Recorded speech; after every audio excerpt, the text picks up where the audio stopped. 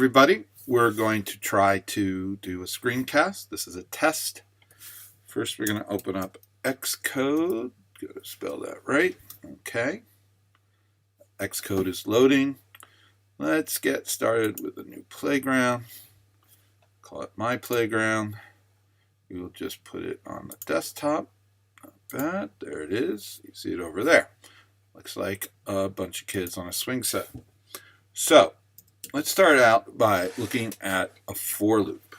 Now, in the bad old days, you created a for loop by doing something like this. For var, actually, you would even put in these things, right? Parentheses. For var I equals 0, semicolon, well, I is less than 10. Let's just pick a number. And then you say I plus plus. Then you need parentheses. Okay, and then we need to go in here and we're going to say print I. All right, and there we go. So this actually works in Swift. You see it, Swift isn't too happy about it, but it's printing I 10 times. If we click down here and make this a little bigger, you'll see that it printed I until 9. And then 9 is less than 10, but when it added to 9, it got 10, and 10 is equal to 10, and then it exited the loop. So you enter the loop, and you exit the loop. And while you're inside the loop, you just spin around and repeat. So why doesn't Xcode like this? What does it say? Oh, look at that. C style for statement is deprecated and will be removed in a future version of Swift. And it even gives you a fix-it. To replace this whole thing, var I equals, with a much better construction. So, let's do that ourselves. All right? So let's create another for loop. So the first thing that we don't need are the parentheses. We don't need those because Xcode doesn't need them. We also don't need the var. Apparently, Xcode knows that I is a var. It's actually a constant, so it's not going to change, and it's going to be immutable. So we're just going to call it I for I in, and then you're going to do a range. Our range is going to be 0, and then we're going to use the dot dot, and so that represents a range. You could go like 0 to 10. Actually, we could go 0 to 9, and then we could go print. We still need parentheses here because parentheses mean it's a function, right? And the problem is that this range actually has to be 3. All right, there we go. So when it's 3, look, it worked there.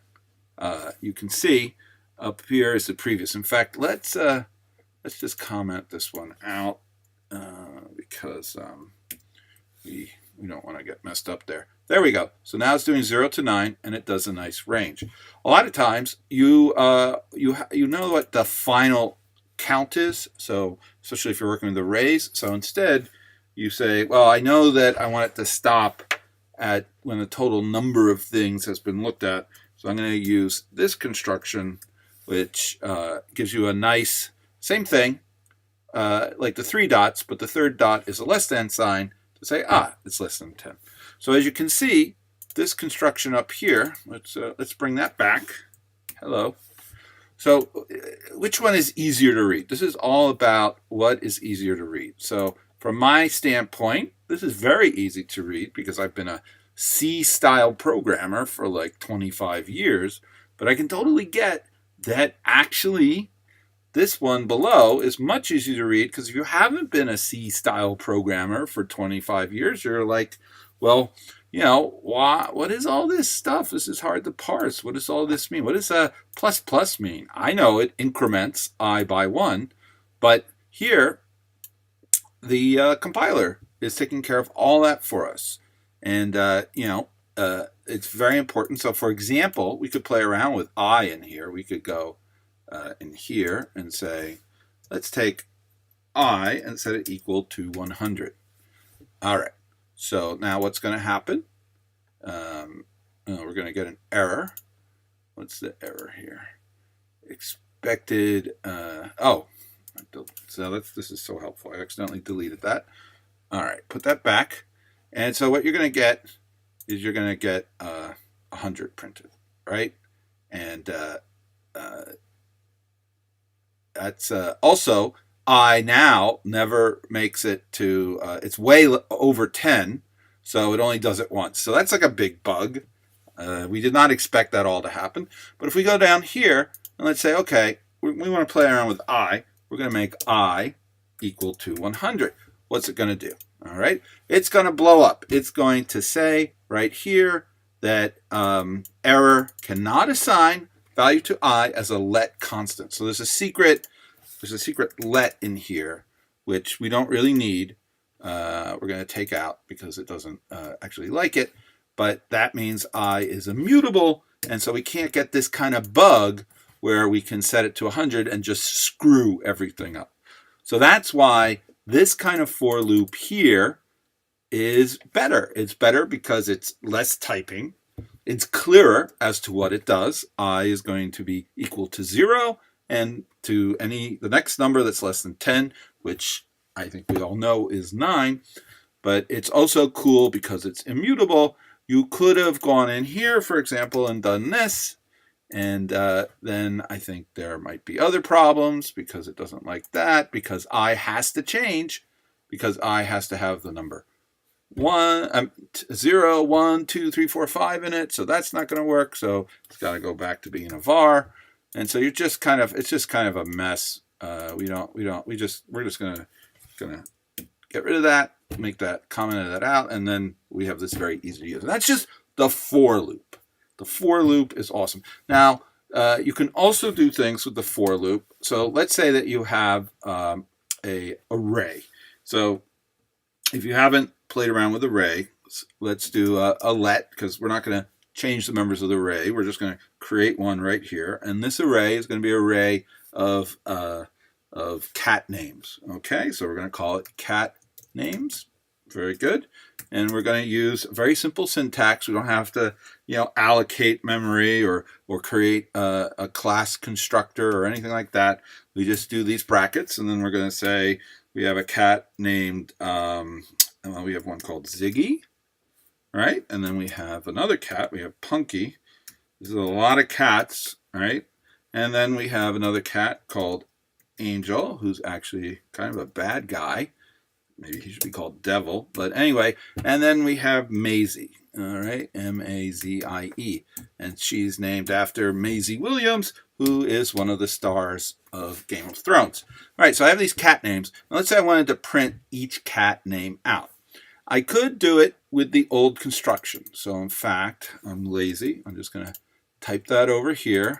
I'm going to uncomment all this because I don't like to do a lot of typing. And what I'm going to do is I have 1, 2, 3, 4. So I have 4 of those guys, but I'm going to kind of be smart. I'm going to go cat names dot count. So that's going to give me the total number of cat names here. Also, I'm not going to change I. That would be dumb. But what I am going to do is I'm going to use it to access each member of that array of cat names. So I'm going to do cat names and then use the square brackets here, and I'm going to put I in it. All right, there we go. And look, it printed Ziggy, Punky, Angel, and Maisie. That was very nice right down here. Thank you very much. I did it 4 times. Good job. However, I'm using this old syntax, the syntax that we get, the nice triangle of don't do that. So the triangle of don't do that is going to probably make a suggestion, and look what it's going to do. It's going to say with I in 0 to less than cat names count. So what does that look like? Let's do that ourselves. In fact, let's comment out this guy. It's going to look like that guy. Actually, leave that guy there. Let's start this again. All right. And let's comment out this guy for now so we don't get any additional cat names. And we're going to do 4. And this time I'm not dealing with a number, so I usually don't use I, because to me I means index, and index is like an integer. So that's why it's kind of nice, because it means integer, it's index, it's I. So instead I'm going to use item, because arrays contain items. I could use other things as well. So for item in, and then I'm going to say, not the range. I'm not going to do it that way. I'm just going to do it in cat names. Yeah, item in cat names. Whoa, what's going on here? That's pretty cool. And I'm going to print this. And I don't need to do anything other than put my parens in and say print item. Item. Can I spell? Yes, I can. Very good job. So this is very cool. All right. I didn't have to access the array by using this guy, the syntax here.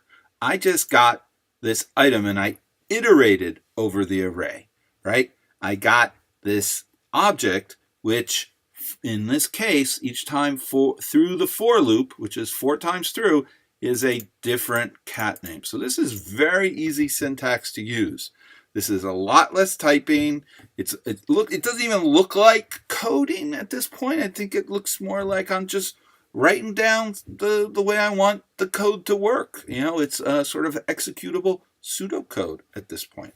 So I've got a range of numbers, but I also have now I can iterate through the items in an array, and that makes my programming really easy. So I really like that. So this is the old way, and here's the old way to access arrays. We don't want to do that anymore. We want to do it the new way. All right, well, thank you very much. This has been a test. I eventually want to do more of these, but I'm just trying to figure out the best way to do that. So thank you for joining me, and there'll be more to come.